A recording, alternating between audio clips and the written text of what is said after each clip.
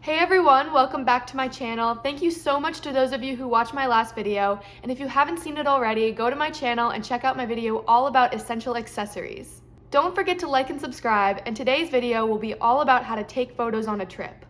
This has been one of my most requested travel tips, so let's jump into it.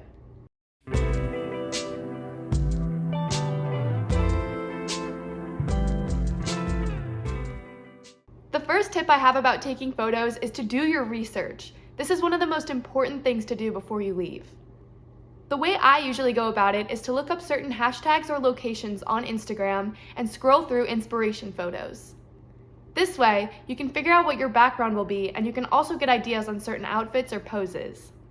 While doing research beforehand, make sure you think about what outfit you're going to wear and what kind of vibe you're going to go for. Whether it's going to be full glam or a more adventurous vibe, make sure you think about what kind of outfits you're going to wear. Plan out the colors, styles, and accessories that you're going to bring with you.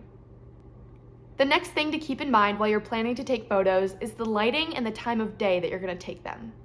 You can't predict the exact weather before you go on a trip, but make sure to keep in mind whether it's usually sunny or cloudy that time of year.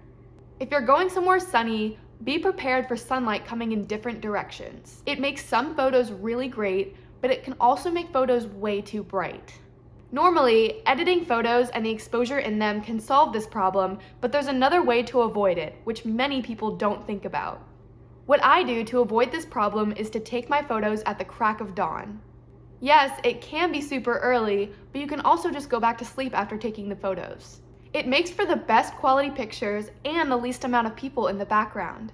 The sunrise usually looks really cool, and you can take a little bit longer taking photos if there's less people around. When I took photos in Paris, there were almost no people around and the sunrise looked amazing. I had planned out my poses and outfits beforehand, and since it was 5 a.m. when the sun had just come out, the lighting was much better than it would have been in the middle of the day. If there is a specific place where I want to take photos and I have everything planned out, I go super early. Trust me, it's worth it. The next big tip I have for taking photos is to find your balance between the background and you. There are some instances where the background of your photo is super important, but the photo is also of you, so make sure to find your balance of highlighting you and where you are. You can do this by taking photos from different angles and also have a variety of close-up and more wide-angle shots. Another thing that I do during a long day of travel is pack a lot of outfits in my bag. In my last video, I mentioned that I always carry around a small backpack with me wherever I go.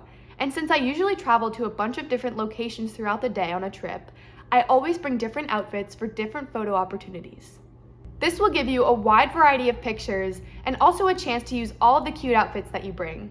Also, make sure to have a lot of storage on the phone or camera you're going to use. I always use an iPhone to take my photos, and I make sure to have a lot of storage because my next big tip is to take a ton of photos during a photo shoot. Whoever is taking photos for you, tell them to continuously click the button and just move around. Try out different poses, different facial expressions, and if you have a lot of photos to go through, you'll probably end up finding one you love because you have a lot to choose from. So once you have your photos, you can either leave them how they are or you can edit them. I always edit my photos after taking them to make them look way better. The two apps that I use to edit my photos are VSCO and Lightroom. I have VSCO Premium, so it does cost money, but I have access to a ton of different filters. I don't use the same filter for every photo, but I choose filters based on the color and lighting of specific pictures. I usually edit my photos with bright filters to make the colors pop. I also have a couple presets on Lightroom, which I'll link down below, and I edit certain colors, exposure, contrast, and just adjust the photos to what I think looks the best.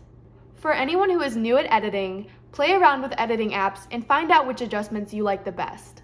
Editing is something that you learn with practice, but if you need any advice on how to edit a particular photo, feel free to reach out to me on my Instagram or my website.